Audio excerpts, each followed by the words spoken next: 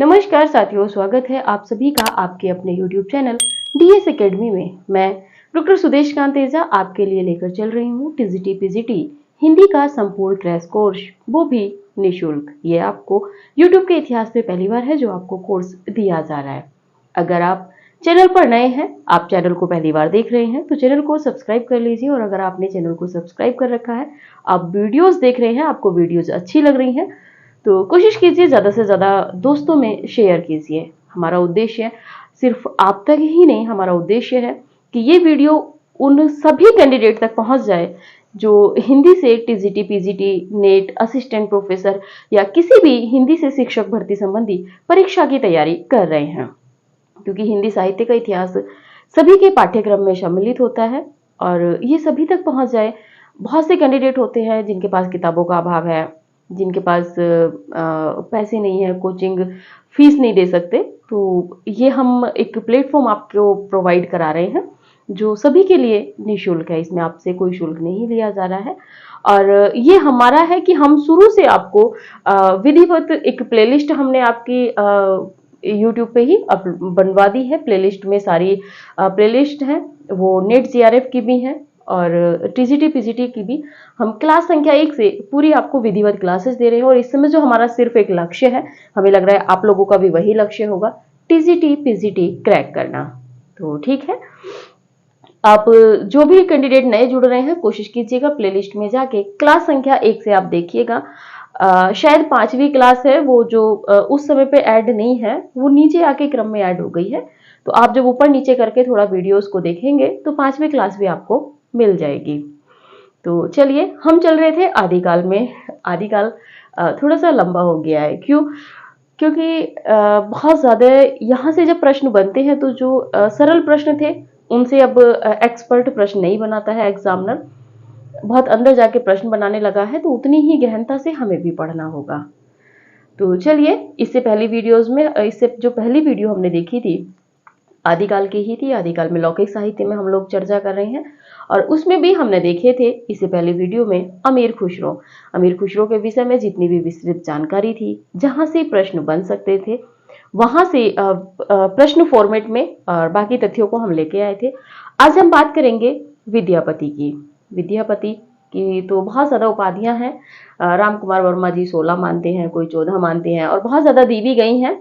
जिसको जो उचित लगा उन्होंने वो उपाधि विद्यापति को दी है। आदिकाल के पहले कवि हैं जिनको ढेर सारी उपाधियां मिली हुई हैं।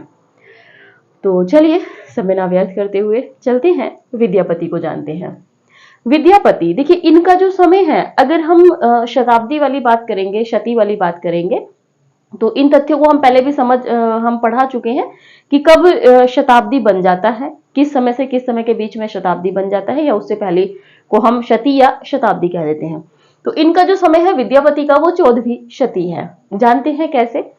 क्योंकि जो मुख्य समय है, जो मेन समय माना जाता है, वो माना जाता है विद्यापति का 1350 ईस्वी से 1460 ईस्वी, यानी कि 1350 से 1460 ईस्वी, ये जो समय है ये माना जाता है विद्यापति जी का। लेकिन यहाँ पे एक तथ्य हमें ध्यान रखना होगा, जो ये आपके डॉक्टर बच्चन सिंह है, बच्चन सिंह का ने जो समय माना है 1360 ईस्वी से 1448 ईस्वी माना है। देखिए, अगर नॉर्मल दोनों विकल्प में है, डॉक्टर बच्चन सिंह के अनुसार अगर नहीं पूछा है और प्रश्न आ जाता है कि समय है, तो 1350 ईस्वी से 1460 ईस्वी आपको लगाना है। और देखिए, कुछ बच्चे होंगे अगर दोनों समय वहां पे दे रखे हैं, दो विकल्प में अगर दोनों समय दे रखे हैं, बाकी दो अन्य समय कोई और दे रखा है, तो ये प्रश्न, इस तरह के जो प्रश्न होंगे स्वाभाविक है, ये प्रश्न प्रश्न पत्र से बाहर होंगे, ये प्रश्न कॉमन हो जाएंगे। इस तरह के प्रश्न एक्सपर्ट एग्जामिनर रखेगा नहीं। लेकिन उसके बाद भी अगर डॉक्टर बच्चन सिंह के अनुसार पूछता है तो 1360 ईस्वी से 1448 ईस्वी है। और अगर नॉर्मल ही प्रश्न बनता है कि विद्यापति का समय है 1350 ईस्वी से 1460 ईस्वी, शताब्दी में या शती में अगर समय पूछता है तो 14वीं शती, क्योंकि 1350 से 1460 ईस्वी है, तो यानी कि 1350 यानी कि 1351 जब होगा तो 14वीं शती लग जाएगी। जैसे ही 50 से ऊपर कूदती है तो उसकी जो अगली वाली संख्या आती है वो शती बन जाती है। बात कर लेते हैं जन्म स्थान की। इनका जन्म स्थान जो है विप्सी है और ये कहां पर है? आपके दरभंगा जिले के, दरभंगा जिले में जो पड़ता है आपके बिहार में। ये दो आश्रयदाताओं के आश्रय में रहे थे, राजा शिव सिंह और राजा कीर्ति सिंह जो तिरहुत के राजा थे, और माना जाता है कि शिव सिंह के ही पुत्र थे कीर्ति सिंह। बात कर लेते हैं गुरु की, विद्यापति के गुरु। तो विद्यापति के जो गुरु हैं वो पंडित हरि मिश्र जी हैं। तो ये भी प्रश्न बना है किसके हैं, और यहां से तो प्रश्न बना ही है कि विद्यापति किसके आश्रम में रहे थे। तो राजा शिव सिंह और कीर्ति सिंह। देखिए एक प्रश्न ये भी गहराई से बना है, शायद असिस्टेंट प्रोफेसर में ये प्रश्न बना है, राजस्थान असिस्टेंट प्रोफेसर में। तो विकल्प में दोनों थे आपके यहाँ पे विकल्प में दोनों थे, राजा शिव सिंह और राजा कीर्ति सिंह। ये कोई प्रश्न उसमें तो जो सही होगा आपका राजा शिव सिंह, क्योंकि पहले जो समय था जो रहे हैं ये राजा शिव सिंह के में रहे, और शिव सिंह के बाद में राजा कीर्ति सिंह के आश्रय में रहे थे। ठीक है, आगे बात कर लेते हैं पिता जो है गणपति ठाकुर हैं विद्यापति के। उपाधियां या उपनाम, यहाँ पे दोनों ही सम्मिलित है, बहुत ज्यादा आपको परेशान नहीं होना है क्योंकि जो भी प्रश्न बनेगा वो यहीं से बनेगा। बात कर लेते हैं पहले नंबर पे मैथिल कोकिल। देखिए मैथिल कोकिल जो इनको कहा गया है, यानी कि मिथिला की मैथिली के कोकिल, कोयल जो बोला जाता है जिसकी मधुर आवाज हो। तो इन्होंने क्या है, इन्होंने जो अपनी पदावली लिखी है वो मैथिली भाषा में लिखी है, और उसमें भी एक तरीके से गे पदों की परंपरा है, गे काव्य उसको कहा गया है। और गे आदिकाल में जो गे की परंपरा है, वैसे तो विसल देव रासो से हमें मिल जाती है, लेकिन जो प्रवर्तक के रूप में, गे पदों के प्रवर्तक के रूप में अगर हम जानेंगे तो जानेंगे विद्यापति को। ये आप ध्यान रखिएगा क्योंकि हर तथ्य बोर्ड पे लिखवाना उचित नहीं है। आपको लग रहा है हम जो बोल रहे हैं वो तथ्य आपको नोट करने लायक है, तो आप कहीं भी वीडियो को रोक के आप नोट कर सकते हैं। ठीक है, तो बात कर लेते हैं मैथिल कोकिल इनको कहा गया है पदावली रचना के आधार पे। देखिए अगर प्रश्न बन जाता है कि विद्यापति को मैथिल कोकिल किस आधार पे कहा गया है, तो उसमें उनकी रचनाओं के नाम रखे होंगे, कीर्ति लता, कीर्ति पताका, पदावली, या कोई संस्कृत की कोई भी रचना हो सकती है, दान वाक्यावली या कोई और भी। तो यहाँ पे आपको ध्यान रखना होगा पदावली रचना। और उसके बाद अगर आगे बढ़ते हैं तो होता है मैथिली भाषा की अधिकता से, और ये चीज शुक्ल जी ने भी मानी है। शुक्ल जी के अनुसार विद्यापति को मैथिल कोकिल कवि क्यों कहा गया है, तो ये जो कहा गया है ये पदावली के अनुसार कहा गया है। ये प्रश्न बन चुका है राजस्थान असिस्टेंट प्रोफेसर में। ठीक है, आगे बात कर लेते हैं, यहां तक आप समझ गए होंगे। खेलन कवि भी इन्हीं को कहा जाता है, क्योंकि खेलन कवि की थोड़ी सी बात कर ले तो पदावली में जो इन्होंने पदों की व्याख्या की है उसमें राधा कृष्ण के प्रेम को इन्होंने दिखाया है, और वात्सल्य प्रेम भी, जो वात्सल्य रूप है कृष्ण का, वो भी यहाँ पे विद्यापति ने दिखाया है। कहते हैं कि जो आपका भक्ति काल है, भक्ति काल के जो वात्सल्य रस के सम्राट कहे जाते हैं वो सूरदास जी कहे जाते हैं। लेकिन जो बीजांकुर है, देखिए कोई भी विचारधारा है, कोई भी आगे जाके जो भी प्रवृत्तियां विकसित हुई हैं, उनका बीजांकुर कहीं ना कहीं छोटे से छोटे रूप में आदिकाल में हमें देखने को मिलता है, और यही वो काल है, यही वो पायदान है। अगर हम इसको आदिकाल को अच्छे से समझ लेते हैं तो आगे की विधाओं को, आगे की विचारधाराओं को, आगे की जो भक्ति काल, रीति काल, आधुनिक काल या गद्य में पहुंच के भी हमें बहुत ज्यादा समस्या नहीं होगी। इसीलिए हम थोड़ा शिलो में चले हैं। खेलन कवि, तो इन्होंने पदों में कृष्ण के वात्सल्य रूप का भी वर्णन किया है, तो उसके आधार पर इनको खेलन कवि कहा गया है। वया संधि के कवि, देखिए वया संधि का मतलब होता है कि जहां आपकी दो एज होती हैं, आपकी बाल्य अवस्था से और किशोरा अवस्था के बीच की जो अवस्था होती है उसे वया संधि कहा गया है। तो इस आयु का भी इनको कहा गया है, और ये भी पदावली के पदों के उसमें ही, क्योंकि गोपियों उस समय की जो विद्यापति की जो गोपियां हैं वो एक तरीके से वया संधि की आयु में है, इसीलिए इनको वया संधि का कवि कहा गया है। पद भी है, पदों पे भी बाद में बात करेंगे। पंचानन कवि जो इनको कहा है, रस सिद्ध वाक कवि, रस सिद्ध में वाक कवि, और पंचानन ये दोनों कहे हैं हजारी प्रसाद द्विवेदी जी, क्योंकि रस सिद्ध वाक कवि कहने का जो है वो एक कथन है, वो आगे हम देखेंगे, लेकिन यहाँ पे आप ध्यान रखिएगा पंचानन। ठीक है, ये हजारी प्रसाद द्विवेदी जी ने कहा है। पंचदेवोपासक, पंचदेव के उपासक एक तरीके से विद्यापति को जो कहा है वो कहा है हरप्रसाद शास्त्री जी ने। इसके बाद बात कर लेते हैं अभिनव जयदेव। विद्यापति को अभिनव जयदेव कहने वाले हैं राजा शिव सिंह।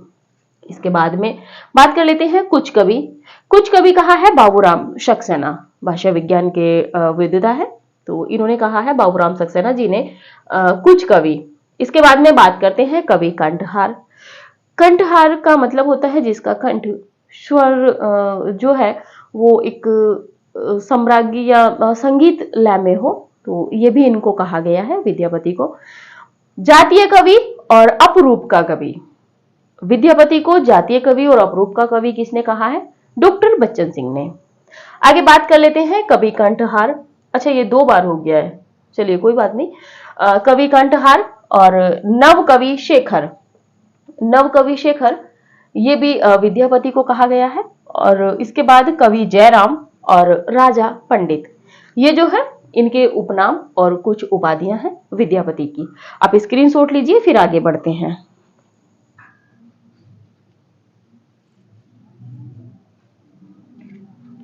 चलिए, ध्यान रखिएगा, डॉक्टर राम कुमार वर्मा जी ने इनकी 16 उपाधियां मानी है, ठीक है। लेकिन हमें उससे बहुत ज्यादा मतलब नहीं है। देखिए, एक ही प्रश्न बनेगा, किसने दी है उपाधि, तो जहां जहां मेन था वो हमने आपको बताया। इसके बाद में बात कर लेते हैं, एक चीज और आप ध्यान रखिएगा इनके विषय में ही, विद्यापति के विषय में, कि इनकी जो राजा शिव सिंह की जो पत्नी थी लखीमा देवी, वो इनकी भक्त थी। आप नोट ही कर लीजिए,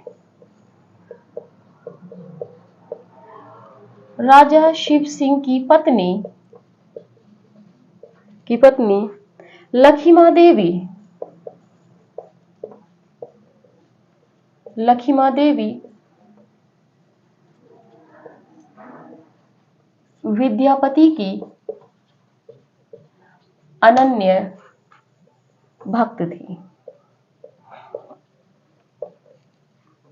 और यह भी माना जाता है कि शिव सिंह ने इन्हें विप्सी जो गांव है वो दान में दिया था। इसके बाद में बात कर लेते हैं विद्यापति मूलतः शैव थे। अब इनके एक विवाद है कि विद्यापति श्रृंगारी कवि हैं या भक्त कवि हैं या रहस्यवादी कवि हैं। तो देख लेते हैं थोड़ा सा इस तथ्य को। विद्यापति को भक्त कवि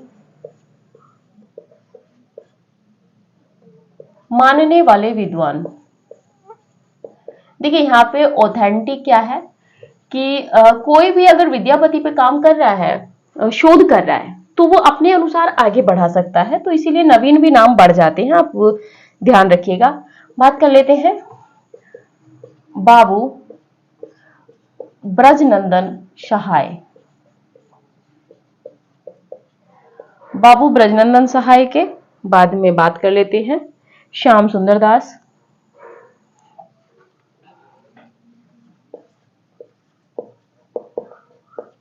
श्याम सुंदर दास। तीसरे नंबर पे बात कर लेते हैं हरिप्रसाद शास्त्री।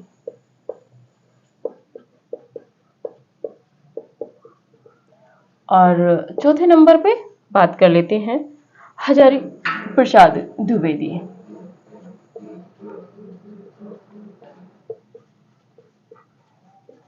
आपको कोई ट्रिक बना के भी तैयार करनी है तो आप कर सकते हैं, उसमें कोई बात नहीं है। आगे बात कर लेते हैं विद्यापति को आज थोड़ा अस्वस्थ है, विद्यापति को शुद्ध श्रृंगारी मानने वाले विद्वान। शुद्ध श्रृंगारी मानने वाले विद्वान।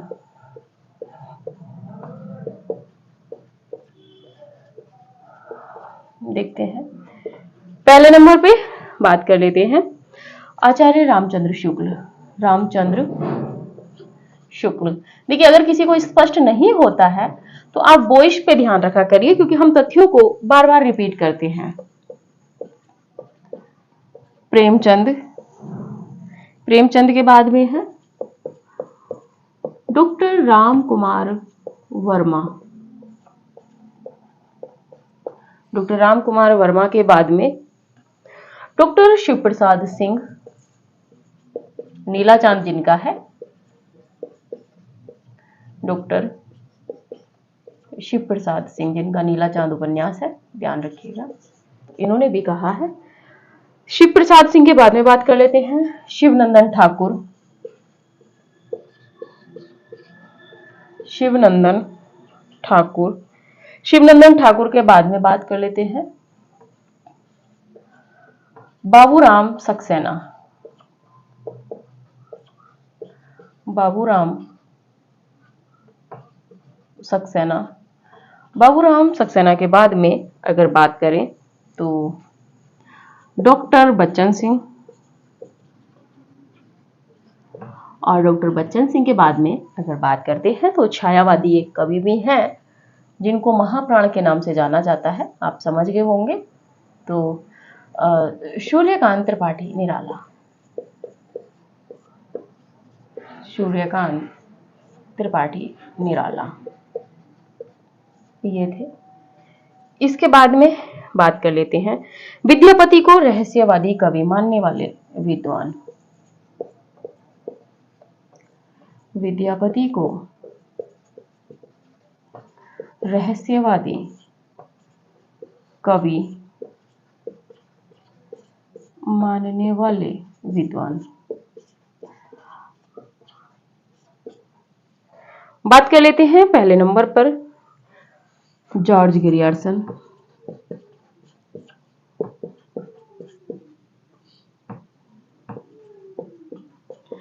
George Grierson. दूसरे नंबर पे बात करते हैं डॉक्टर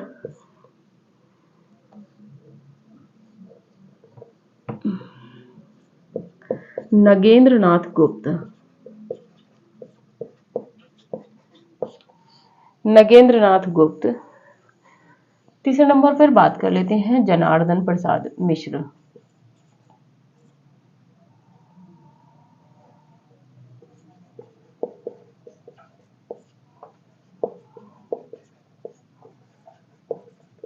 जनार्दन प्रसाद मिश्र। इसके बाद में बात कर लेते हैं एक तथ्य और, विद्यापति को आदिकाल व भक्तिकाल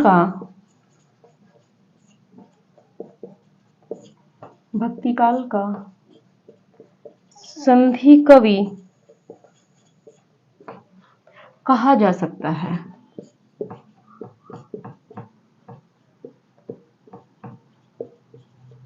कहा जा सकता है। तो देखिए ये थे आपके तथ्य। राजा शिव सिंह की पत्नी थी लखीमा देवी, और इन्हीं के उसमें बात कर लें जो चंदा देवी है। चंदा देवी जो है वो विद्यापति की पत्नी का नाम है, ठीक है, आप ध्यान रखिएगा। चंदा देवी विद्यापति की पत्नी का नाम है, और लखीमा देवी ये राजा शिव सिंह की पत्नी का नाम है। और लखीमा देवी जो थी ये विद्यापति की अनन्य भक्त थी।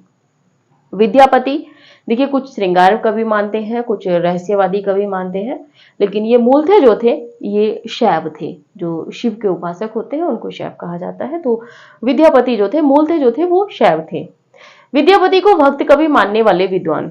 विद्यापति को जिन कवियों ने भक्त कवि माना है, जैसे कि हम भक्त सूरदास की बात करें, अष्टछाप कवियों की बात करें, तो इस तरीके से इनको भी भक्त कवि मानने वाले विद्वानों में बाबू ब्रजनंदन सहाय है, श्याम सुंदर दास है, हरप्रसाद शास्त्री और हजारी प्रसाद द्विवेदी जी, ठीक है।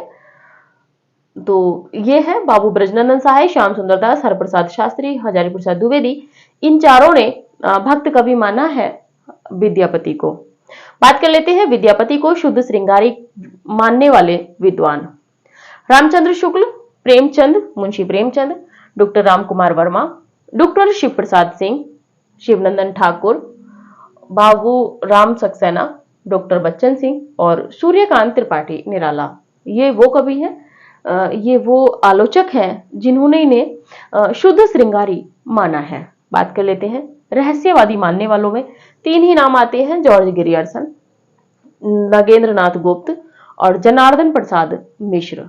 ठीक है, इसके बाद में बात कर लेते हैं कि विद्यापति को आदिकाल व भक्तिकाल का संधि कवि भी कहा जा सकता है, क्योंकि इनमें ये दोनों की कड़ी के बीच के कवि हैं। आदिकाल का समापन था और भक्तिकाल का उदय था, ये उस बीच में विद्वान थे, यानी कि इनको संधि कवि कहा जा सकता है। आप स्क्रीनशॉट लीजिए, फिर आगे बढ़ते हैं।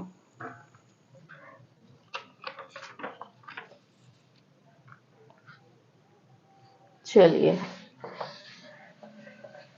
देखिए, प्रश्न अगर विद्यापति से बनेगा तो जितना हम पढ़ा रहे हैं हमें नहीं लगता कि इससे बाहर प्रश्न जाएगा, क्योंकि तथ्यों को, प्रश्नों को बहुत अच्छे से खोज के हम लोग लाते हैं।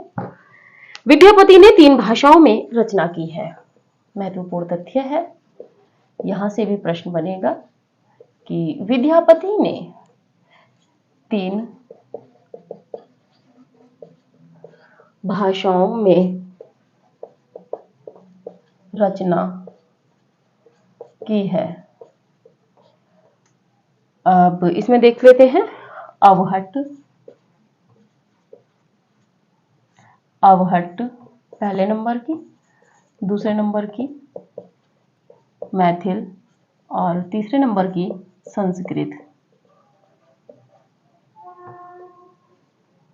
संस्कृत। बात कर लेते हैं अवहट्ट में रचित रचनाएं। पहले नंबर पर अवहट्ट में रचित रचनाएं, इसमें इनकी 2 ही रचनाएं हैं, कीर्ति पताका और दूसरी है कीर्ति लता। कीर्ति पताका और कीर्ति लता। बात कर लेते हैं पहले नंबर पे हम कीर्ति पताका की। कीर्ति पताका के विषय में थोड़े से तथ्यों को आप ध्यान रखिएगा। इसमें विद्यापति ने बड़ी ही चतुरता से इस रचना में विद्यापति ने बड़ी ही चतुरता से शिव सिंह का, राजा शिव सिंह कीजिए यहां पे, राजा शिव सिंह का यशोगान किया है, यानी कि उनके यश का गान किया है। आगे बात कीजिए, इस रचना में दोहा छंद का, इस रचना में दोहा छंद का प्रयोग है,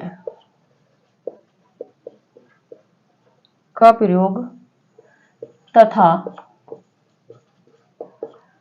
कहीं कहीं संस्कृत के श्लोक भी प्रयोग में, कहीं कहीं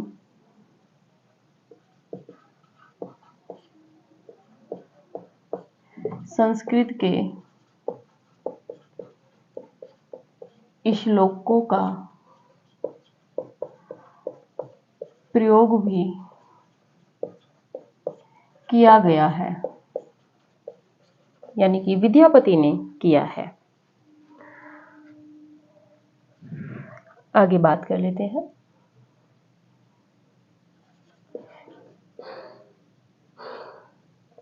डॉक्टर वीरेंद्र श्रीवास्तव ने, 1 मिनट, यह एक खंडित प्रति है।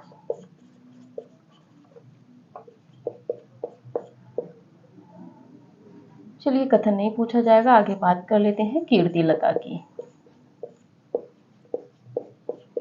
कीर्ति लता में आप ध्यान रखिएगा, 1380, इसका माना जाता है कि 1380 विक्रम संवत का चरित प्रधान काव्य है, चरित प्रधान काव्य है। इसमें तिरहुत के शासक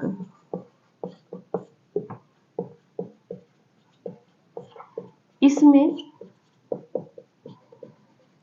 तिरहुत के शासक कीर्ति सिंह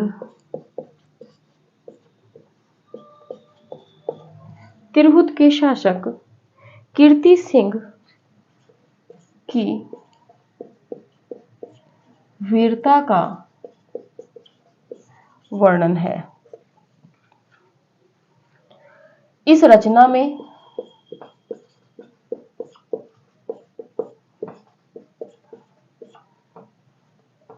जौनपुर, यूपी में जो है, जौनपुर जिले की संस्कृति तथा वहां पर बहने वाली गोमती नदी का वर्णन भी मिलता है। गोमती नदी का वर्णन भी, संस्कृति, सामाजिक, राजनीतिक सभी उसका वर्णन हुआ है, का वर्णन भी मिलता है, किया गया है। देखिए, इसके बाद में बात कर लेते हैं। इस रचना में 4 अध्याय हैं। इस रचना में 4 पल्लव लिखिए। पल्लव का मतलब है, इसमें जो है अध्यायों का नाम है, अध्याय हैं।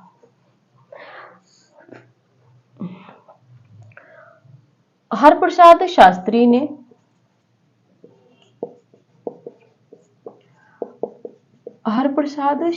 ने नेपाल के राजकीय पुस्तकालय से नेपाल के राजकीय पुस्तकालय से इसकी खोज की थी, यानी कि कीर्तिलता की इसकी खोज की थी। बात कर लेते हैं।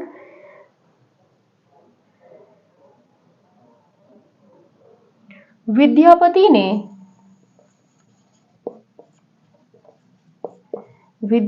ने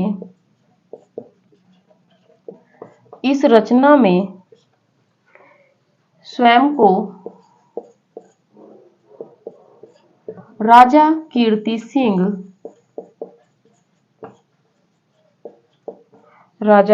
सिंह का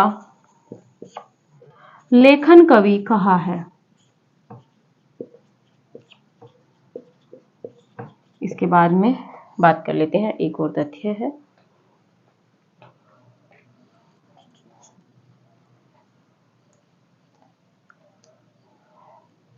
हजारी प्रसाद द्विवेदी कोड में लिख रहे हैं, आप ध्यान रखिएगा थोड़ा सा।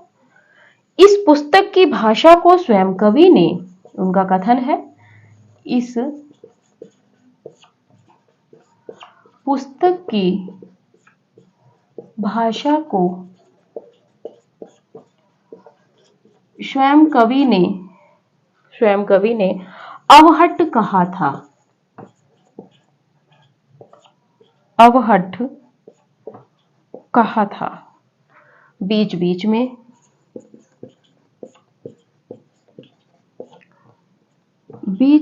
में मैथिली भाषा,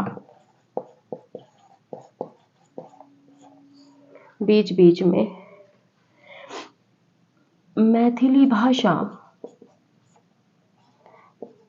के प्रयोग आ गए हैं,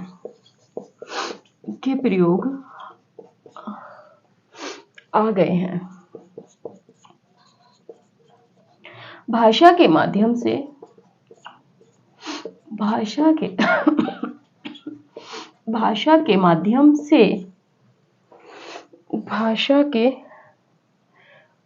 के अध्ययन लिखिए यहाँ पे, भाषा के अध्ययन की दृष्टि से इस पुस्तक का महत्व है।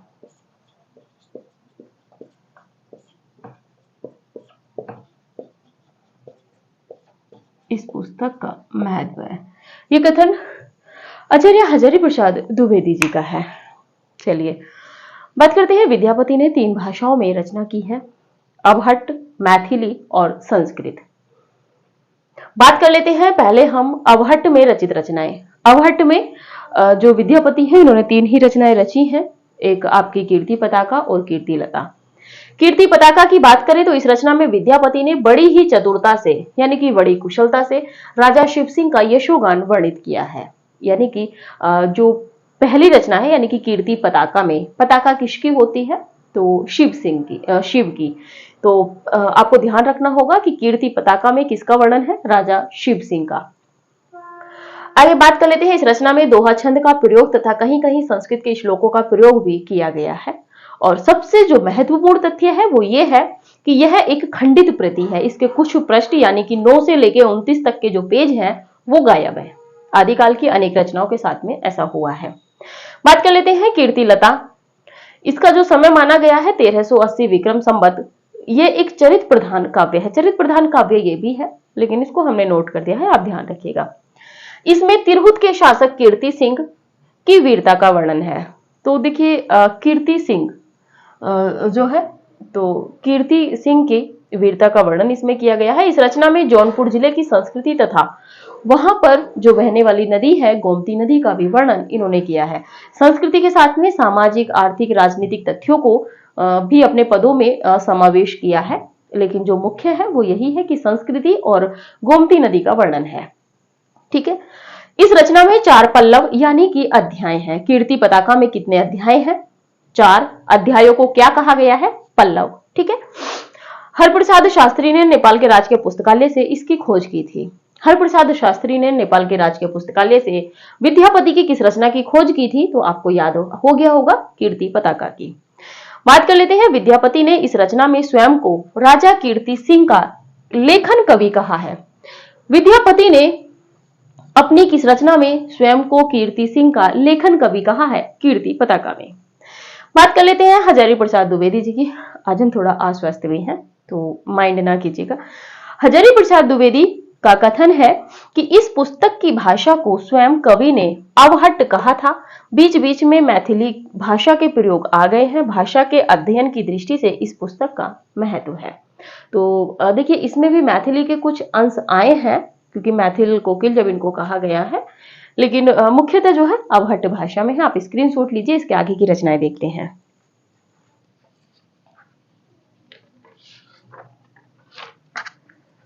चलिए देखिए, अगर आपको समझ में नहीं आता है, आपको कहीं पे समझ ये आ रहा है कि बोर्ड, पहली बात तो ये है कि आप अपने जो आप वीडियो देखते हैं तो उसकी क्वालिटी थोड़ा बढ़ा लिया कीजिए। ठीक है, क्योंकि व्हाइट बोर्ड पे है, हम भी समझ रहे हैं, थोड़ी सी असुविधाएं होती है, इसीलिए हम एक एक शब्द को लिखते हुए भी बोलते हैं और जब आपको समझाते हैं उस समय भी हम बोलते हैं। तो देखिए थोड़ा सा आप भी कोऑपरेट कीजिएगा। जितने संसाधन है उन्हीं के हिसाब से आपको क्लास दी जा रही है। बात कर लेते हैं मैथिल में रचित रचनाएं। और मैथिली में जो है, मैथिली में रचित रचना, और मैथिली में जो है इनकी वो एक ही है, और वो कौन सी है? पदावली।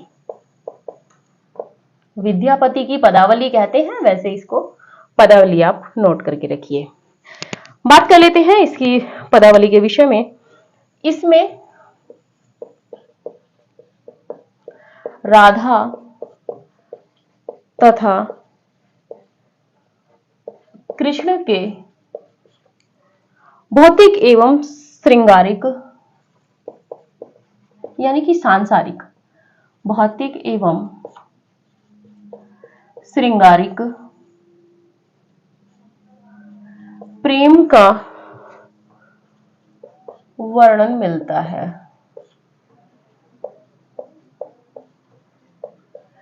बाद में बात कर लेते हैं। इस रचना में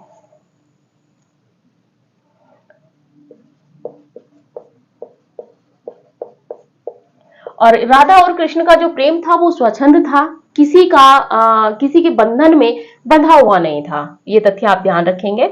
इस रचना में वया संधि, इसी के कारण इनको वया संधि का कवि भी कहा गया है। वया संधि, नखशिख, अभिसार, अभिसार, मान आदि का कवि ने विस्तृत वर्णन किया है।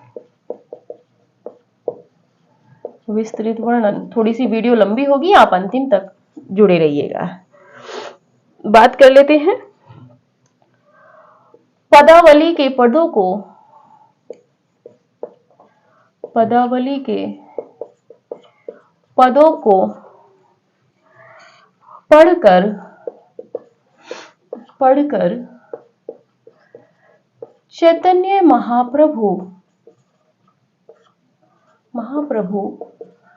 भाव विभोर होकर मूर्छित हो जाते थे। इतने मगन हो जाते थे कि भाव विभोर होकर मूर्छित हो जाते थे।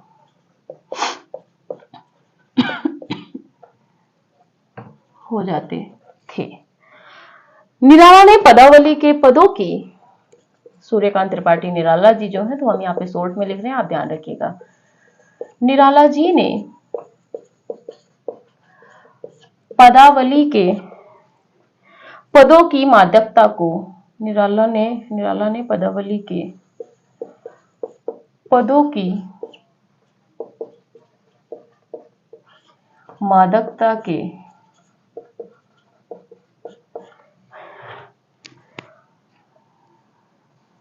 आधार पर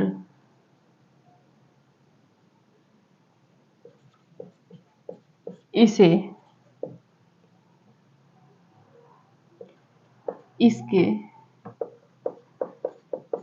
पदों को नागिन की लहर कहा है। देखिए, बहुत डीप हम आपको पढ़ा रहे हैं कि जो भी तथ्य पढ़ा रहे हैं वहां से प्रश्न नहीं जाएगा, बस थोड़ा सा आप भी हमारे साथ कोऑपरेट करके चलिएगा। एक है शुक्ल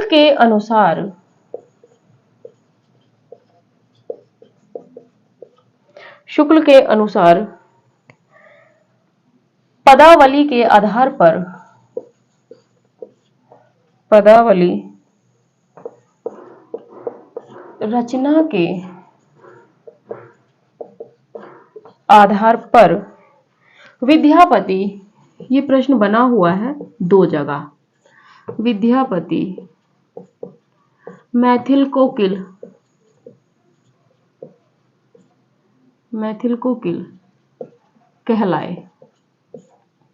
और ये जो प्रश्न आपका बना है राजस्थान असिस्टेंट प्रोफेसर और साथ ही में उत्तराखंड लोक सेवा आयोग जो प्रवक्ता की परीक्षा कराता है लेक्चरर की, तो उसमें भी ये 2020 का प्रश्न है, महत्वपूर्ण प्रश्न था। बात कर लेते हैं, पदावली को पढ़ते हैं, इसके बाद में जो और रचनाएं हैं संस्कृत की देखेंगे। मैथिली में रचित जो रचना है पदावली है, इसमें राधा और कृष्ण के प्रेम का वर्णन किया है। और इसी में विशेषता यह है कि राधा कृष्ण का जो प्रेम है वो किसी भी बंधन में बंधा हुआ नहीं है। एक तरीके से विद्यापति ने स्वच्छंद प्रेम का चित्रण किया है उनके। और इस रचना में वयासंधि, जैसे हमने बताया, नक्षिक, जायसी बात है, श्रृंगारिक प्रेम है तो नक्षिक भी है, अभिसार, मान आदि का कवि ने विस्तृत वर्णन किया है। पदावली के पदों को पढ़कर चैतन्य महाप्रभु जो थे वो भाव विभोर होकर मूर्छित हो जाते थे। इतने मन मुग्ध करने वाले विद्यापति की पदावली के पद हैं। बात कर लेते हैं निराला जी की। निराला जी ने विद्यापति की जो ये पदावली है, इसके पदों की मादकता जो इसमें है उसको स्वीकार करते हुए उन्होंने पदावली के पदों को नागिन की लहर कहा है। जैसे कि नागिन की लहर होती है ना, इस तरीके से, यानी कि आप उसमें उलझते चले जाएंगे और आप इतने मनमुग्ध हो जाएंगे कि आप उनसे निकल ही नहीं पाएंगे। बात कर लेते हैं शुक्ल जी की। तो शुक्ल जी के अनुसार जो विद्यापति है वो किस रचना के आधार पर मैथिल कोकिल कहलाए, ये प्रश्न बन चुका है राजस्थान असिस्टेंट प्रोफेसर उत्तराखंड लोक सेवा आयोग द्वारा आयोजित होने वाली प्रवक्ता परीक्षा में। तो ये है आपका पदावली। ठीक है, आप स्क्रीनशॉट लीजिए, फिर आगे बढ़ते हैं।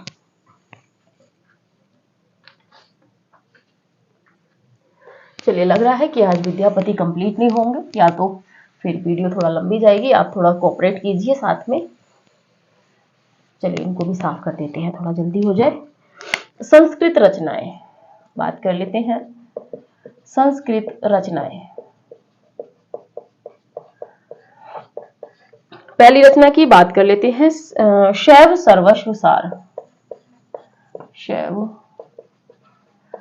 सर्वस्व सार। दूसरे नंबर पर बात कर लेते हैं भूपरिक्रमा। तीसरे नंबर पे बात कर लेते हैं पुरुष परीक्षा। नेट परीक्षा में पूछा गया प्रश्न है पुरुष परीक्षा किस प्रकार की रचना है।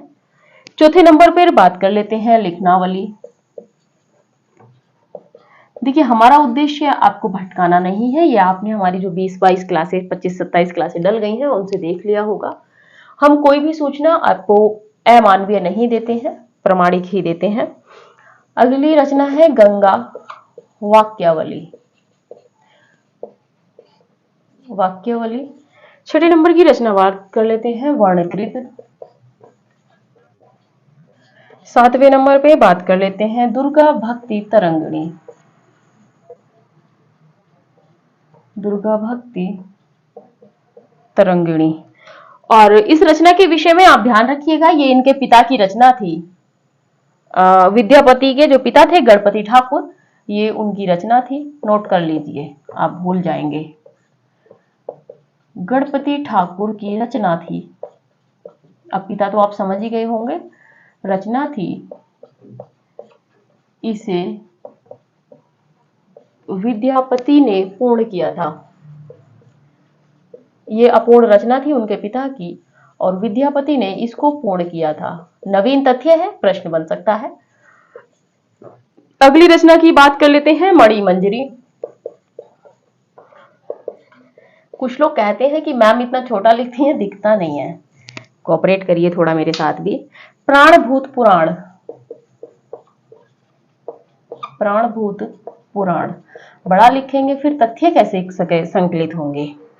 विभाग सार।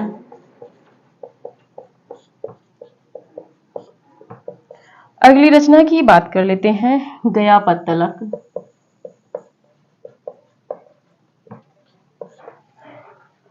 12वीं रचना दान वाक्यावली।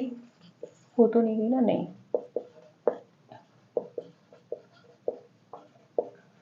दान वाक्यावली। और 13वें नंबर की रचना है द्वैत निर्णय।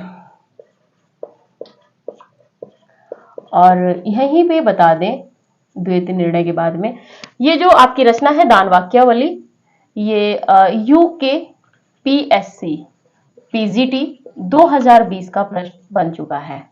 ठीक है, इसके आगे बात कर लेते हैं गोरक्ष विजय। गोरक्ष विजय इनका नाटक है, और भी नाटक इनके मिलते हैं लेकिन महत्वपूर्ण नहीं है। गोरक्ष विजय ये नाटक है और इसमें किस भाषा का प्रयोग है देख लेते हैं, संस्कृत प्राकृत। हमें जितना परीक्षा उपयोगी है उतना ही पढ़ना है, बहुत ज्यादा विद्वान हमें संस्कृत प्राकृत मिश्रित मैथिली, मिश्रित मैथिली भाषा में रचित, यानी तीनों भाषा है, भाषा में रचित है। ठीक है, इसके बाद में बात कर लेते हैं हिंदी में पद शैली के प्रवर्तक विद्यापति माने जाते हैं। तथ्यों को थोड़ा सा ध्यान रखिएगा, कंफ्यूज नहीं होइएगा। हिंदी में पद शैली के प्रवर्तक, पद शैली के प्रवर्तक। देखिए विद्वान कोई नहीं होता है, मैं भी तथ्यों को संकलित करती हूं, लेकिन अगर कहीं पे आपको डाउट है तो आप बता सकते हैं। माने जाते हैं, और जो लोग व्हाट्सएप ग्रुप से नहीं जुड़े हैं वो जुड़ जाइएगा। बात कर लेते हैं हिंदी में गीति काव्य परंपरा। हिंदी में गीति काव्य परंपरा के प्रारंभकर्ता, परंपरा के प्रारंभकर्ता विद्यापति हैं। हिंदी में गेय काव्य परंपरा की पहली रचना, देखिए तथ्यों को एक जगह ही संकलित कर दें हम आपके लिए। हिंदी में गे काव्य परंपरा की पहली रचना, गे काव्य परंपरा की पहली रचना बीसलदेव रासो है। पहली रचना, हमें नहीं लगता आपको कहीं और भी तथ्य मिल रहे होंगे इस तरह से, बीसलदेव रासो है, क्योंकि बहुत मेहनत है और आज तो मैं स्वस्थ है इसलिए और भी नहीं बता पा रहे आपको। विद्यापति को हिंदी में विद्यापति को हिंदी में वही स्थान प्राप्त है, वही स्थान प्राप्त है जो संस्कृत साहित्य में, लेकिन जितनी मैं मेहनत कर रही हूं उसके अकॉर्डिंग मुझे प्रतिक्रिया नहीं मिल रही है, जो संस्कृत साहित्य में, संस्कृत साहित्य में जयदेव को प्राप्त है। तो देखिए आप भी थोड़ा मुझे कोऑपरेट कीजिए और जितना हो वीडियो को शेयर कीजिए, क्योंकि मैं भी काफी मेहनत करती हूँ। आज स्वस्थ होने के बाद भी मैं आपकी कंटिन्यू क्लासेस ले रही हूँ। भगवान शिव की स्तुति करते हुए,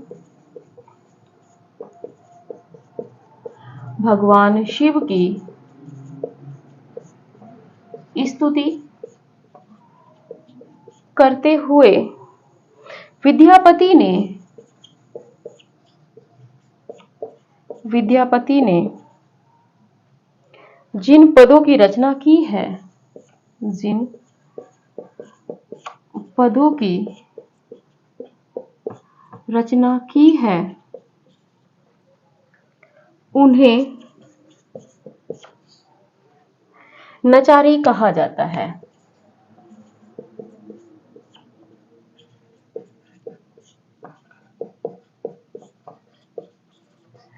विद्यापति को अनुप्रास अलंकार प्रिय था।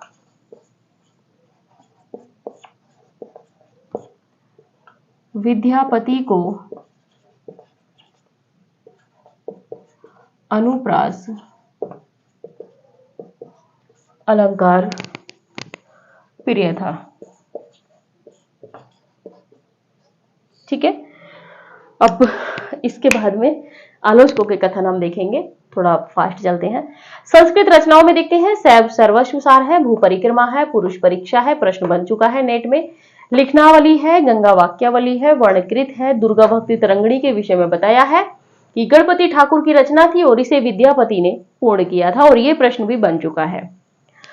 अगली रचना है मणि मंजरी, प्राणभूत पुराण, विभागसार, गया पत्तालक, दान वाक्यावली और द्वैत निर्णय। दान वाक्यावली से उत्तराखंड लोक सेवा आयोग ने प्रश्न बना दिया है। महत्वपूर्ण हो जाती है वो रचना जहां प्रश्न बन चुका है, और जिसपे मैं ज्यादा फोकस करती हूँ, आप मानिए कि वहां से प्रश्न बनने की संभावना है, क्योंकि हमारी भी दृष्टि थोड़ी सी आगे बढ़ रही है। आगे बात कर लेते हैं। गोरक्ष विजय जो है ये विद्यापति का नाटक है, और इसमें जो संस्कृत, प्राकृत और मैथिली भाषा का मिश्रण मिलता है। बात कर लेते हैं, हिंदी में पद शैली के प्रवर्तक विद्यापति माने जाते हैं। महत्वपूर्ण तथ्य है, हिंदी में पद शैली के प्रवर्तक कौन माने जाते हैं? आपके विद्यापति माने जाते हैं। वहीं पे दूसरा तथ्य है कि हिंदी में गीति काव्य परंपरा के प्रारंभकर्ता कौन माने जाते हैं? तो हिंदी में गीति काव्य परंपरा के जो प्रवर्तक हैं वो भी, या प्रारंभकर्ता है वो भी विद्यापति हैं। अगला और भी महत्वपूर्ण तथ्य है कि हिंदी में गे काव्य परंपरा की पहली रचना, तो देखिए पहले कवि के विषय में जब बात चल रही थी तो बात चल रही थी विद्यापति की। अब आप हमें से यहाँ पे ये प्रश्न करेंगे कि मैम फिर क्या कहते हैं, बीसलदेव रासो के जो रचनाकार हैं नल सिंह, उन्हें क्यों नहीं माना जा सकता? इसलिए नहीं माना जा सकता क्योंकि इन्होंने गाए हैं पद।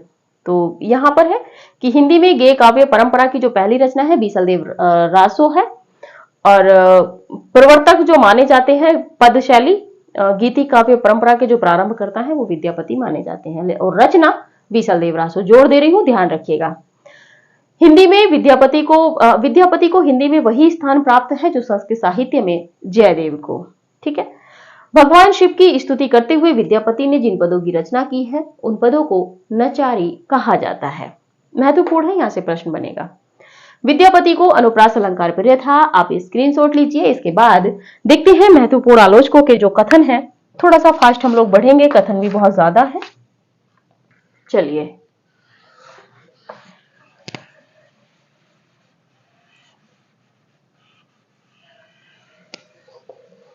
हम सोच रहे हैं एक ही वीडियो में कवर कर दें, लेकिन लग नहीं रहा है कि हो जाएगा।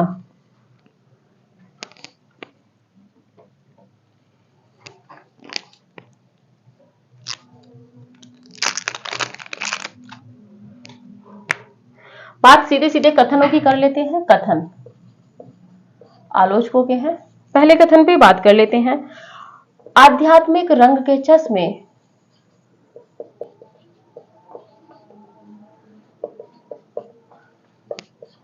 आध्यात्मिक रंग के चश्मे आजकल बहुत सस्ते हो गए हैं।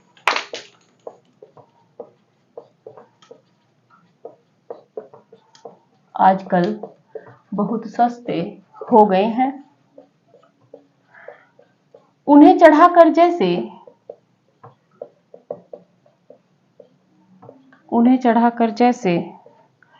कुछ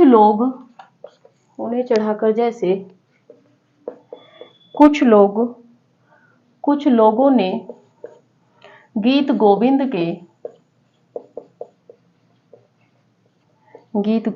के पदों को आध्यात्मिक संकेत बताया है। गीत गोविंद के पदों को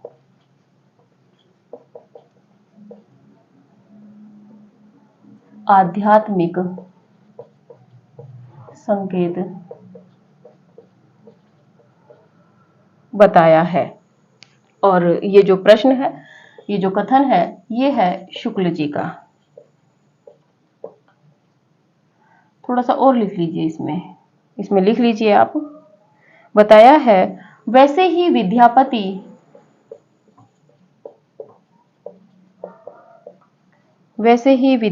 के इन पदों को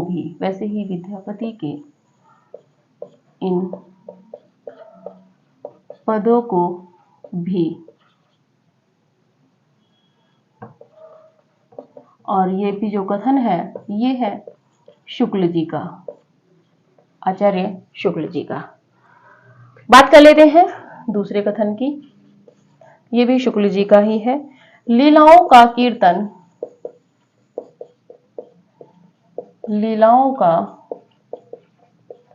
कीर्तन कृष्ण भक्ति का एक प्रधान अंग है। कीर्तन कृष्ण भक्ति का एक प्रधान अंग है। और ये भी जो कथन है, ये भी शुक्ल जी का है आपके। बात कर लेते हैं विद्यापति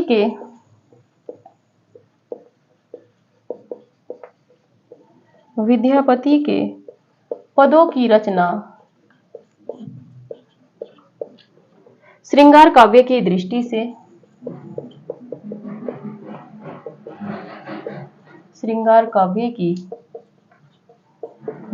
से की है।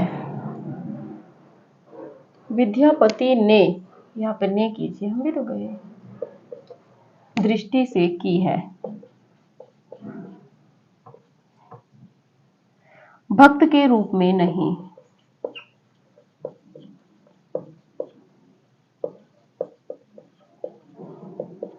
और ये भी जो कथन है, शुक्ल जी का है। आगे बात कर लेते हैं विद्यापति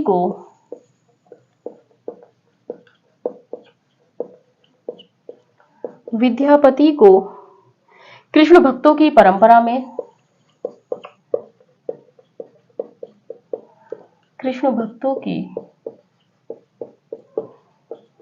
परंपरा में न समझना चाहिए। यानी कि जो भक्तिकालीन कवि हैं, न समझना चाहिए, जैसे सूर नंददास वगैरह। तो ये भी जो कथन है, विद्यापति को कृष्ण भक्तों की परंपरा में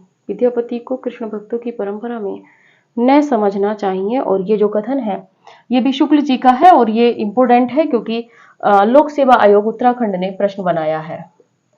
बात कर लेते हैं 5वें नंबर पे बच्चन सिंह। अब जो हम कथन देखेंगे डॉक्टर बच्चन सिंह के हैं, और इनका भी पहला कथन देखते हैं। पहला कथन है विद्यापति कीर्ति लता में विद्यापति कीर्तिलता में सामाजिक और साहित्यिक सामाजिक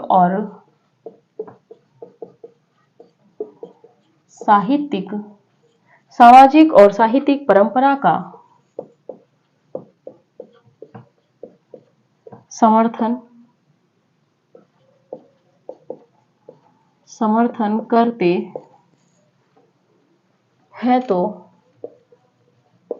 समर्थन करते हैं तो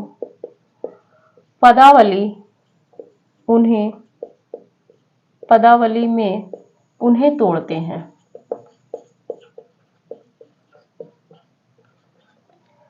दूसरा कथन है बच्चन सिंह का ही है। विद्यापति की कविता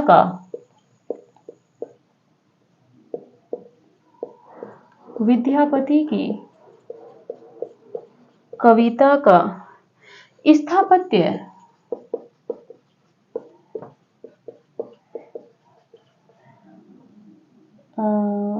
श्रृंगारिक है, उसे आध्यात्मिक कहना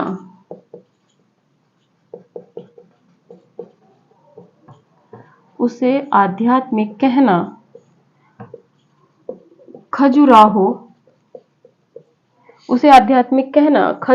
के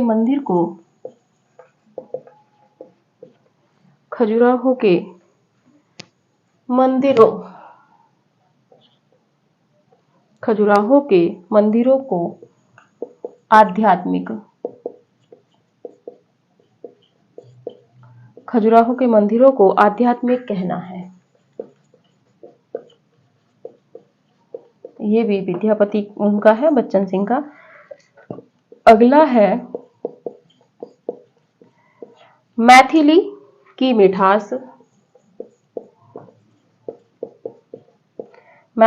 मिठास लोक धुनों का समावेशन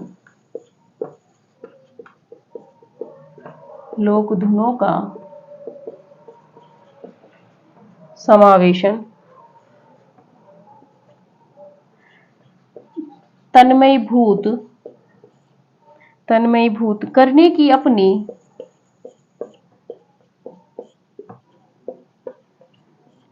क्षमता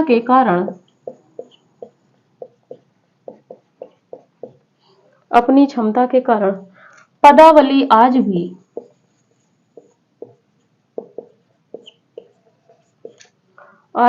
लोकप्रिय है।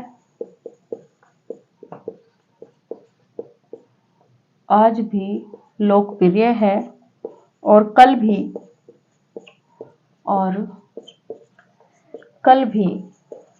रहेगी। ये भी कथन बच्चन सिंह का है।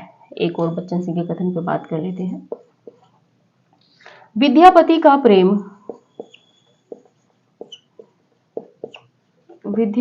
प्रेम न तो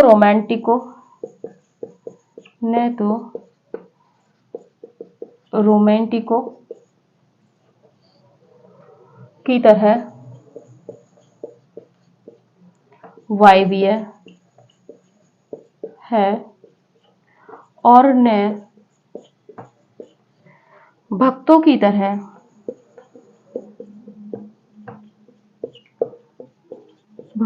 तरह दिव्य।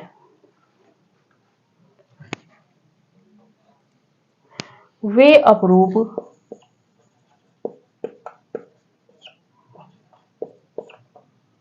अपरूप के कवि हैं। और ये भी जो कथन है बच्चन सिंह के हैं। बात कर लेते हैं कथन में। पहला कथन है शुक्ल जी का, कई बार परीक्षाओं में प्रश्न बना है, आप लोग इससे परिचित होंगे। आध्यात्मिक रंग के चश्मे आजकल बहुत सस्ते हो गए हैं। उन्हें चढ़ाकर जैसे कुछ लोगों ने गीत गोविंद के पदों को आध्यात्मिक संकेत बताया है, वैसे ही विद्यापति के इन पदों को भी। ठीक है, तो ये कथन बहुत फेमस है, आप सभी को कंठस्थ होगा। शुक्ल जी का कथन है। दूसरा है लीलाओं का कीर्तन कृष्ण भक्ति का एक प्रधान अंग है। ये कथन किसका है? तो ये है शुक्ल जी का। बात कर लेते हैं। विद्यापति ने पदों की रचना श्रृंगार काव्य की दृष्टि से की है, भक्त के रूप में नहीं। विद्यापति ने जो पदावली के पदों की रचना की है वो श्रृंगार काव्य की दृष्टि से की है। भक्त कवि के रूप में नहीं, ये कहने वाले भी शुक्ल जी हैं। बात कर लेते हैं, अगला है विद्यापति को कृष्ण भक्तों की परंपरा में न समझना चाहिए। विद्यापति को किसने कृष्ण भक्तों की परंपरा में नहीं रखा है? शुक्ल जी ने।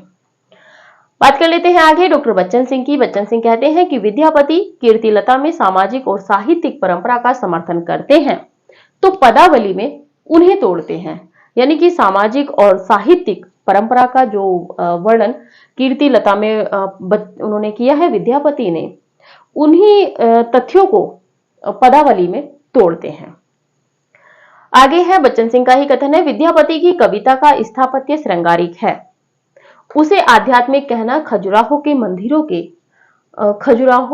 मंदिरों को आध्यात्मिक कहना है। ये कथन भी बच्चन सिंह का है। बच्चन सिंह कह रहे हैं कि विद्यापति की कविता का स्थापत्य जो है, यानी कि जो एक तरीके से जो बना हुआ है वो श्रृंगारिक है, तो उसे आध्यात्मिक कहना ऐसे है जैसे कि खजुराहो के मंदिरों को आध्यात्मिक कहना। आप उसे आध्यात्मिक नहीं कह सकते, क्योंकि जो श्रृंगारिक पद है वो एक तरीके से संयोग और वियोग दोनों के श्रृंगारिक पद होते हैं, तो आप उसको आध्यात्मिक दृष्टि से या आध्यात्मिक तत्वों के माध्यम से नहीं जोड़ सकते। ठीक है, आगे बात कर लेते हैं। अगला कथन बच्चन सिंह का भी है कि मैथिली की मिठास, मैथिली की जो भाषा थी उसकी मिठास, लोक धुनों का समावेशन, जो उस समय मैथिली की जो लोक जीवन की जो धुन थी उनका समावेश, तन्मय भूत करने की अपनी क्षमता के कारण पदावली आज भी लोकप्रिय है और कल भी रहेगी, ऐसा कहने वाले बच्चन सिंह हैं। वो कह रहे हैं कि मैथिली की जो मिठास है और क्या कहते हैं लोक धुनों का जो समावेशन है, तन्मयता है, ये जो तथ्य है ये सभी विद्यापति की पदावली में है। और जिस तरीके से चैतन्य महाप्रभु इनको सुनकर, पदों को पढ़कर भाव विभोर होकर मूर्छित हो जाते थे, उसी इन पे इन्होंने कहा है कि आज भी लोकप्रिय है पदावली, और आगे भी यानी कि कल भी पदावली लोकप्रिय रहेगी, ऐसा कहने वाले डॉक्टर बच्चन सिंह हैं। आगे है अंतिम कथन इनका कि विद्यापति का प्रेम न तो रोमांटिकों की तरह वायवी है। यानी कि विद्यापति के पदों में, जो पदावली में जो प्रेम है वो ऐसा नहीं है जैसे कि आज का या लैला मजनू वाला जो रोमांटिक प्रेम होता है, या क्या कहते हैं वर्तमान का जो प्रेम है वो रोमांटिक प्रेम नहीं है। विद्यापति का प्रेम न तो रोमांटिकों की तरह वायवीय है, जो आज का प्रेम है उसकी तरह नहीं है, और न भक्तों की तरह दिव्य है। यानी कि जैसा उसको भक्त जन जानना चाहे ऐसा दिव्य ऐसा भी नहीं है। वे अपरूप के कवि हैं, और इसी उसमें वो समझ ही नहीं पा रहे बच्चन सिंह के किस तथ्य में रखूं, उन्होंने कह दिया ये अपरूप के कवि हैं। आप स्क्रीनशॉट लीजिए, कुछ थोड़े से कथन बचे हैं उनको क्लियर कर लेते हैं।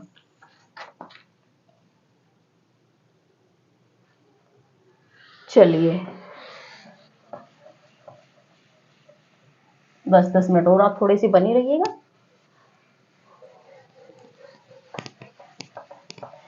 क्योंकि विद्यापति एक ही क्लास में फिनिश कर देते हैं बस। बात कर लेते हैं आगे। विद्यापति श्रृंगार रस के, हमें नहीं पता कौन सा नंबर था, आप डाल लीजिएगा। विद्यापति श्रृंगार रस के सिद्ध वाक कवि हैं, सिद्ध वाक कवि हैं, और ये कथन है हजारी प्रसाद द्विवेदी जी का। शॉर्ट में लिख रहे हैं, आप ध्यान रखिएगा। अगले कथन पे बात कर लेते हैं कि गीत गोविंद के रचनाकार जयदेव की मधुर पदावली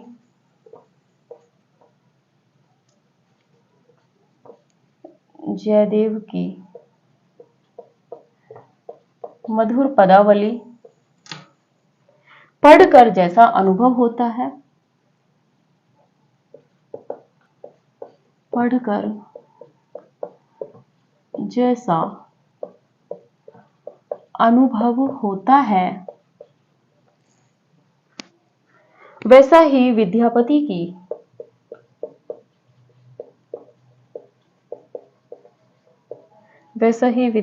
की पदावली पढ़कर। और ये जो कथन है, ये कथन है हरिओध जी का। अयोध्या सिंह उपाध्याय हरिओद। शॉर्ट में नाम लिख रहे हैं। आगे है अगला कथन की बात कर लेते हैं। विद्यापति का संसार ही, विद्यापति का संसार ही दूसरा है, संसार ही दूसरा है। वहां सदैव, वहां सदैव कोलिलाएं,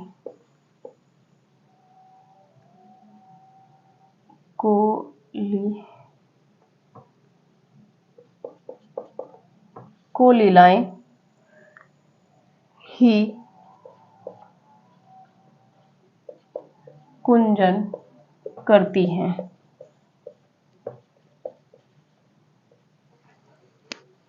फूल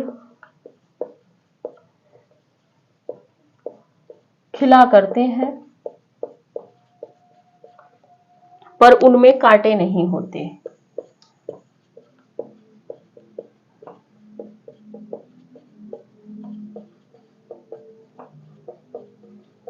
पर उनमें कांटे नहीं होते हैं। और ये जो कथन है, ये कथन है डॉक्टर राम कुमार वर्मा।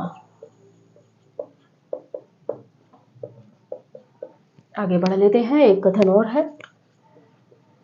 काम भाव,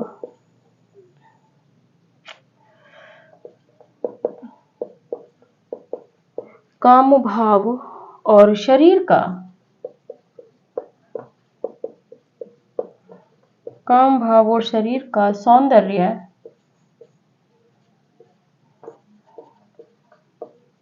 उनके यहाँ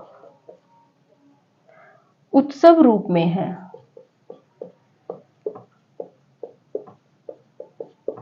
और ये जो कथन है हिंदी साहित्य और संवेदना का विकास, यानी कि राम स्वरूप चतुर्वेदी।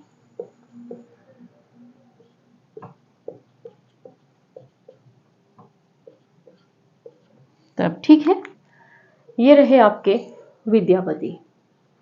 ठीक है, कथन पे बात कर लेते हैं। विद्यापति श्रृंगार रस के सिद्ध वाक कवि हैं, ये कहा है हजारी प्रसाद द्विवेदी जी ने। गीत गोविंद के रचनाकार जयदेव की मधुर पदावली पढ़कर जैसा अनुभव होता है, वैसा ही विद्यापति की पदावली के पदों को पढ़कर ऐसा कहने वाले हैं अयोध्या सिंह उपाध्याय हरिओद जी। बात करते हैं विद्यापति का संसार ही दूसरा है। वहां सदैव कोलिलाएं ही कुंजन करती हैं, फूल खिला करते हैं पर उनमें कांटे नहीं होते हैं। ऐसा कहने वाले डॉक्टर राम कुमार वर्मा है। देखिए, आप कोई कोई शब्दों को वहां पे तथ्यों को जो है ऐड करके या को रिलेट करके कोटेशन याद कर सकते हैं। पूरी कोटेशन किसी को याद नहीं होती है, मुझे भी पूरी कोटेशन याद नहीं होती है। बस थोड़े थोड़े से कुछ कुछ शब्दों के माध्यम से पंक्तियों को और परिभाषाओं को तैयार किया जाता है। अंतिम कथन है, काम भाव और शरीर का सौंदर्य उनके यहाँ उत्सव रूप में है। ऐसा कहने वाले राम स्वरूप चतुर्वेदी जी हैं और ये प्रश्न परीक्षा में बना है। ठीक है, ये थे आपके विद्यापति। आगे मिलेंगे जो लौकिक आपका गद्य साहित्य बचा है, इसके बाद में जो अपभ्रंश प्रभावित जो रचनाएं हैं और अप्रभावित जो रचनाएं हैं उनके क्रम के साथ में अभी जो अपभ्रंश के कवि हमारे कुछ बचे हुए हैं, अपभ्रंश के कवि, उनको भी हमने नहीं पढ़ा है, तो अगली वीडियो में उनको देखेंगे। पहले लौकिक गद्य साहित्य को देखेंगे, उससे जब समय बचेगा तब हम उनको देखेंगे। हमें लग रहा है 2 या 3 क्लास में आदिकाल हमारा संपूर्ण हो जाएगा और ये आदिकाल आपका ऐसा कंप्लीट होगा कि यहां से कहीं से भी प्रश्न बनेगा, आपका प्रश्न नहीं छूटेगा, क्योंकि हम यहाँ पे इतने सारे इतिहासों का संकलन लेके चल रहे हैं। शुक्ल जी का, बच्चन सिंह के दोनों, डॉक्टर नगेंद्र, राम स्वरूप चतुर्वेदी, और आपका जो एक सरल इतिहास है वो भी डॉक्टर नगेंद्र। बाकी भी अन्यत्र जो सहायक पुस्तकें हैं जो आप नहीं खरीद पा रहे हैं, उन सबका तथ्यों का संकलन आपको एक ही वीडियो में मिल रहा है। तो देखिए, आप भी अपना स्नेह और प्यार मुझे देते रहिए। जितना हो वीडियो को शेयर कीजिए, कमेंट कीजिए, लाइक भी कीजिए, और आगे आपकी प्रतिक्रिया का हम प्रतीक्षा करेंगे कि अभी समय चूंकि कम है तो हम 2 क्लासें नहीं ले पा रहे हैं। थोड़ा मैं भी अस्वस्थ चल रही हूँ, इसीलिए एक ही क्लास में अभी लेके आ रही हूँ। और आज तो बहुत ज़्यादा हालत भी खराब थी, लेकिन फिर भी मैंने सोचा कि नहीं, एक दिन अगर हम रुक जाते हैं तो बहुत ज़्यादा रुक जाते हैं। ठीक है। तो चलिए, विद्यापति यहीं तक थे। जो मुख्य कवि थे खुसरो, विद्यापति, ये आपके हो गए हैं। अब अपभ्रंश की रचनाएं बची हैं, कुछ गद्य साहित्य बचा है आपका, जो आदिकाल का लौकिक साहित्य में गद्य साहित्य है वो बचा है। 2 से 3 क्लासेस में आपका आदिकाल समाप्त हो जाएगा। आशा करती हूँ कि आप लोग मेरे साथ साथ नोट्स बना के चल रहे हैं। जो भी नए कैंडिडेट जुड़ रहे हैं, कोशिश कीजिएगा कि व्हाट्सएप नंबर से आप वो जो व्हाट्सएप ग्रुप है डीएस एकेडमी का, आप उस पर ज्वाइन हो जाइएगा। ये डिस्क्रिप्शन में कॉन्टेक्ट नंबर दे रखा है, आप उस पर व्हाट्सएप मैसेज करेंगे, आपको ऐड कर दिया जाएगा ग्रुप में, ठीक है। और टेलीग्राम ग्रुप है डीएस एकेडमी का, आप उसमें ज्वाइन हो जाइए। और उसमें क्या है कि जो भी पीडीएफ वगैरह है, अब जैसे विद्यापति को हमने पढ़ा है तो इनकी एक भी पंक्ति हमने नहीं पढ़ी है क्योंकि समय का अभाव है। हम इनको विद्यापति की जो पंक्तियां हैं वो पीडीएफ में आपको देंगे, हैंड राइटिंग में, ठीक है। तो जितना हो आप सभी लोग जुड़ जाइए, वीडियो को जितना हो ज़्यादा से ज़्यादा शेयर कीजिए, भर भर के शेयर कीजिए, लाइक कीजिए, कमेंट कीजिए। कहीं पे आपको डाउट लगता है तो वो भी कीजिए, ठीक है। क्योंकि मैं भी तथ्यों का संकलन ही करके लाती हूँ, विद्वान कोई नहीं होता है, सारे तथ्य किसी को याद नहीं होते हैं। बस ये है कि हमें कोरिलेट करके तथ्यों को याद करना होता है, ठीक है। तो अभी आपकी एक ही क्लास चल रही है, आपकी प्रतिक्रिया हमें अच्छी मिलेगी तो कोशिश करेंगे कि भक्ति काल में हम प्रतिदिन आपको 2 क्लासेस दें। ये डिपेंड करेगा आप पे कि आप मुझे अपना कितना प्यार देते हैं, कितना सहयोग देते हैं, कितना सानिध्य देते हैं। ये आप ही का अपना परिवार है डीएस एकेडमी। तो चलिए ठीक है, आज की वीडियो यहीं तक थी, आज का लेक्चर यहीं तक था। मिलते हैं अगली वीडियो में, तब तक के लिए नमस्कार।